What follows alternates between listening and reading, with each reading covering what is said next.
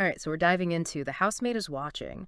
This psychological thriller, you know, promises a peek behind those perfectly manicured lawns of suburbia. Hmm. We've got excerpts from the novel. And Okay. our mission, you could say, is to uncover all those anxieties and secrets that simmer beneath the surface of, like, everyday life. Right. Think picture-perfect homes, friendly neighbors, Right.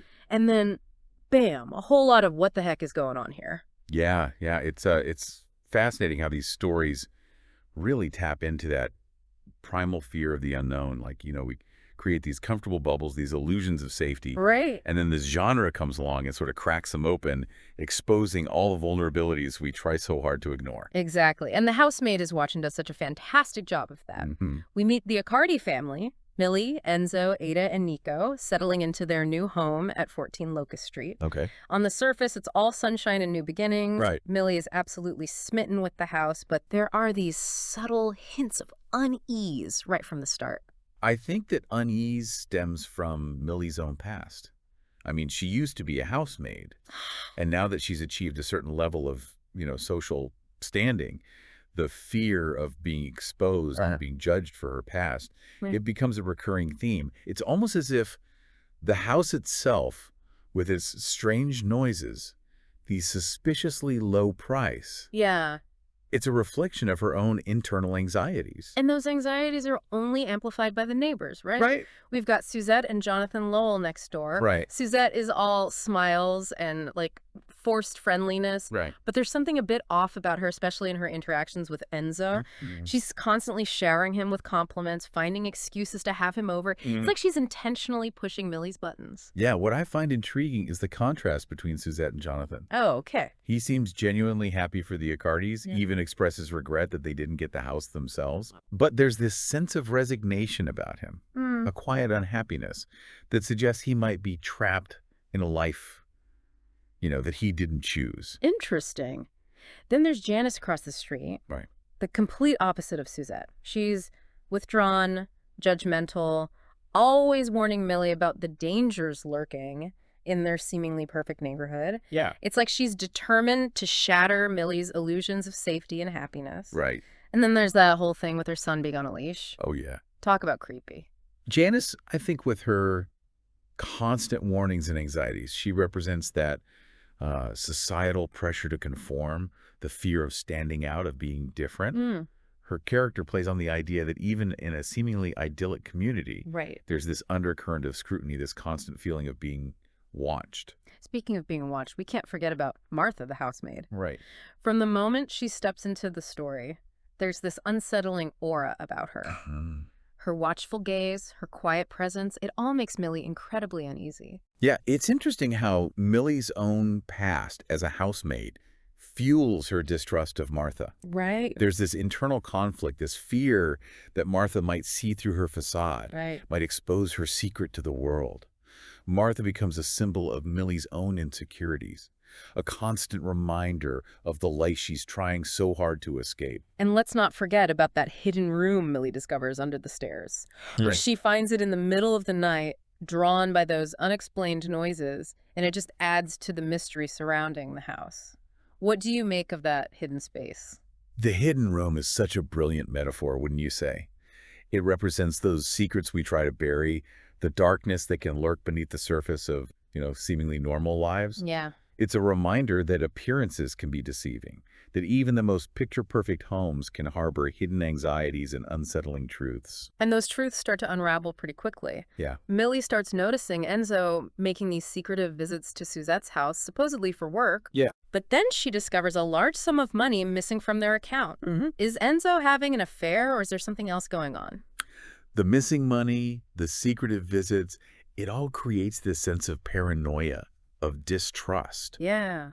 The novel brilliantly plays with our expectations, leading us down one path Right. only to reveal a completely different reality. Yeah. It keeps us guessing, questioning everything we think we know. It's like the author is holding up a mirror to our own lives, making us question how well we truly know the people around us, even those closest to us. Yeah. And then just when we think we have a handle on the situation, we get that unsettling incident at the beach with Suzette nearly drowning. Oh, yeah. Millie sees Nico talking to Suzette right before it happens, and she becomes convinced that Suzette orchestrated the whole thing. This is where Millie's own anxieties start to spiral out of control. Right. She sees danger everywhere, even in seemingly innocent events.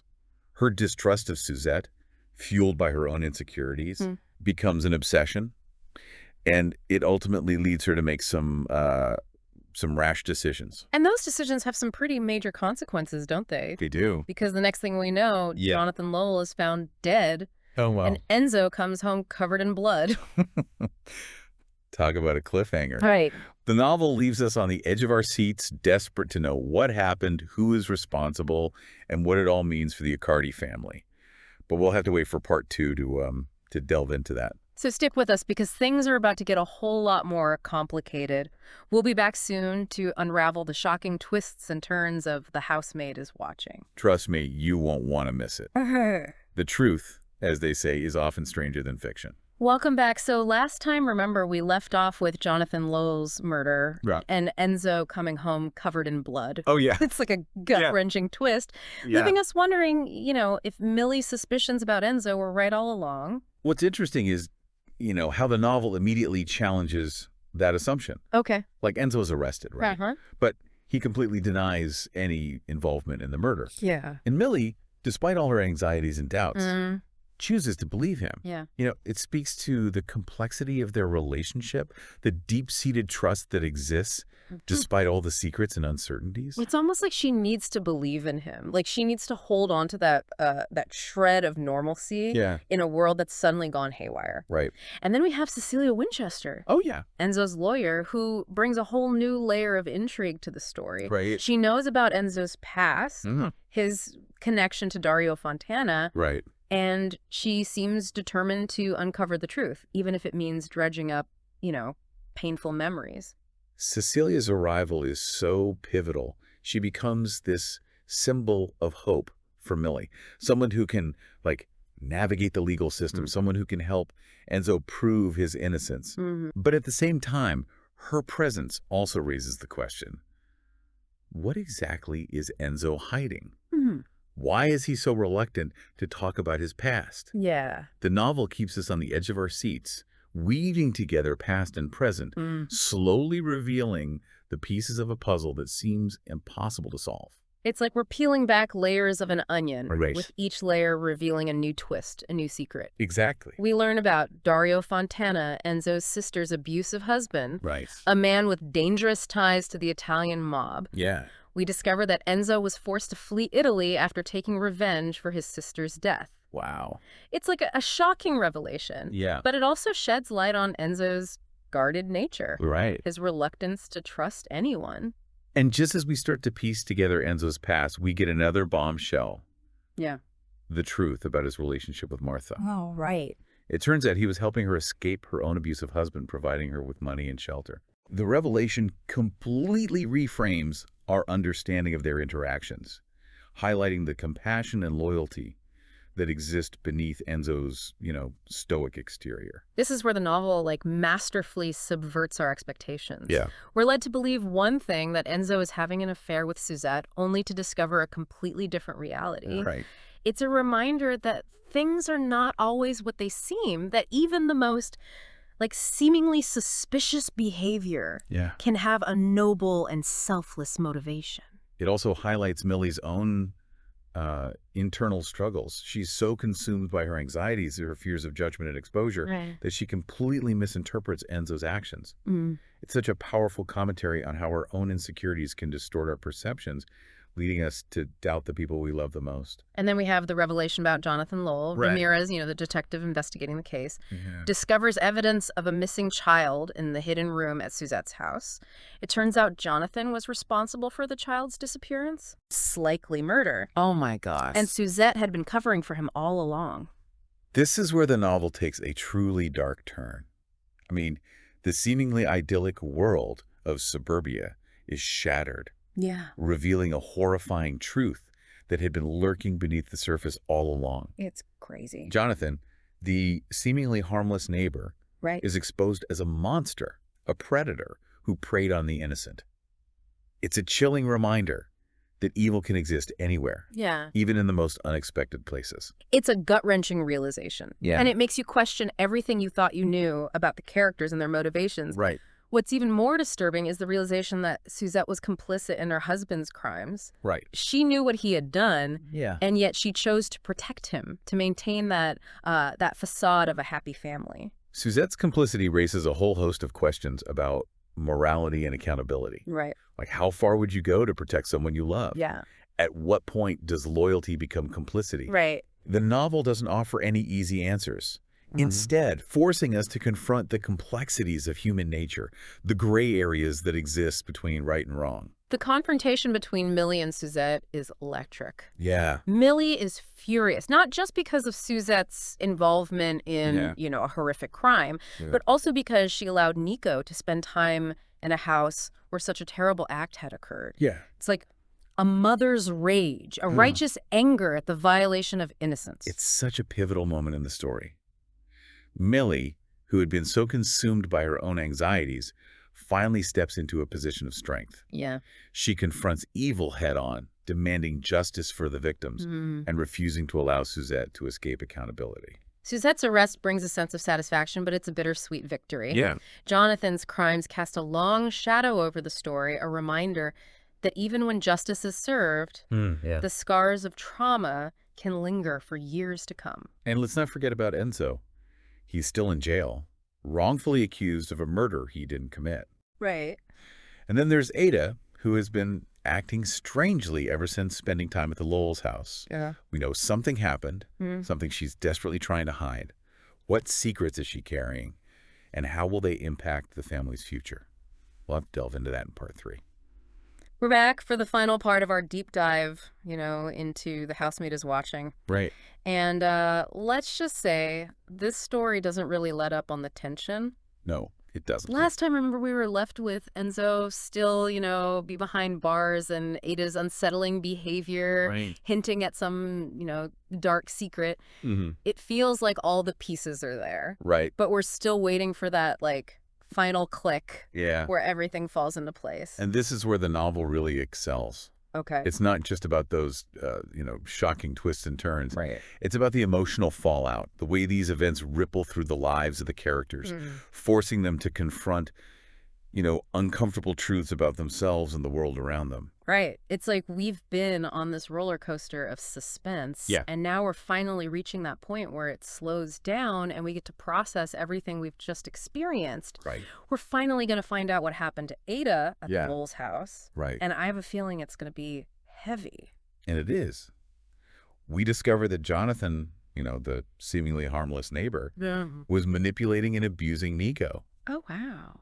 using that hidden room as a space to control and frighten him. It's a chilling realization. It is. A reminder that monsters often hide in plain sight, wearing masks of normalcy and respectability. Right. It's heartbreaking, especially when we realize that Ada, trying to protect her little brother, was forced to witness these horrific acts. Right. It explains her anxiety, her withdrawal, her sudden outbursts of anger. She was carrying the weight of this terrible secret, trying to shield Nico while grappling with her own trauma. And the way the novel portrays the insidious nature of abuse is just masterful. Jonathan used these seemingly harmless chores to isolate Nico, to groom him for abuse. It's scary. The hidden room, filled with all the toys and games, becomes a symbol of entrapment, Right. a place where innocence is violated. It's a stark reminder that evil doesn't always announce itself with flashing lights and sirens. Sometimes it whispers, it manipulates, Yeah. it hides behind a facade of kindness. It makes you question every seemingly harmless interaction, every seemingly friendly neighbor. And then there's that bloody knife Enzo found in Nico's room. Oh, right. It was the same knife he'd given Ada for protection. Oh, wow. When he realized what had happened, he immediately took the blame for Jonathan's murder, Wow. even though it meant sacrificing his own freedom. That decision speaks volumes about Enzo's character. His fierce love for his children. Such a powerful act of self-sacrifice, but it also raises some complex questions Right. about justice and accountability. Should a parent always protect their child, even if it means shielding them from the consequences of their actions? It's a moral dilemma with no easy answers. Right. And the novel doesn't shy away from exploring the nuances of this situation.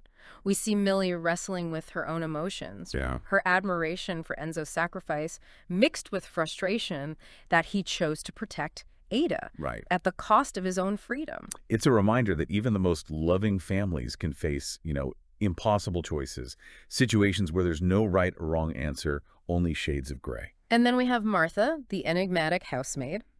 We learn that she didn't just move out, she, disappeared, vanished into thin air, leaving behind everything she owned. Right. Millie, determined to find out what happened, discovers that Martha was trapped in an abusive marriage and likely fled for her life. Martha's story adds another layer of complexity to the novel's exploration of power, control, and the hidden struggles that people endure. Right. It reminds us that even in seemingly safe and prosperous communities, domestic violence can thrive in the shadows. Martha becomes a symbol of resilience, of the courage it takes to break free from abuse, even when the path to freedom is fraught with danger and uncertainty. It's a reminder that we never truly know what's going on behind closed doors, what battles people are fighting in silence. Right. And it brings us back to that theme of being watched, that feeling of constant scrutiny, but this time from a different angle. Exactly. The watcher in this novel isn't just like a single person, like Martha. Right. It's the societal pressure to conform, the unspoken expectations that can trap individuals in toxic relationships, in cycles of abuse, in lives they never truly wanted. It's a powerful message, and it resonates long after the final page is turned. It does. In the end, Enzo is released from jail thanks to Cecilia's tireless efforts and the evidence that finally comes to light about Jonathan Lowell's crimes. Suzette faces charges for her role in covering up her husband's actions. And the Accardi family is finally free from the nightmare that consumed their lives. But the scars of these events remain. Right. Ada, though relieved that her secret is out, still carries the burden of what she did. Yeah. Nico, while no longer under Jonathan Lowell's influence, is left to grapple with the trauma of abuse. And Millie, while grateful for Enzo's return, must confront the cracks in their relationship, the secrets and anxieties that threaten to undermine their newfound stability. It's a sobering reminder that even when justice is served, even when the truth is revealed, the healing process can be long and arduous. It can be. The Housemaid Is Watching doesn't offer any easy solutions or neat resolutions. Instead, it leaves us with a profound sense of unease, a lingering awareness of the darkness that can lurk beneath the surface of seemingly perfect lives. So as you move through your own life, your own relationships, your own community, remember the lessons of The Housemaid Is Watching. Be observant, be empathetic, and be willing to question the narratives you're told. Because sometimes the most unsettling truths are hidden in plain sight, waiting to be uncovered. And that concludes our deep dive into this chilling psychological thriller. Yeah. We've explored the twists and turns of the plot, the complexities of the characters, and the unsettling themes that resonate long after the story ends. Thanks for joining us on this journey into the heart of suburbia, where secrets simmer beneath the surface and nothing is quite as it seems. Until next time, keep exploring, keep questioning, and keep diving deep.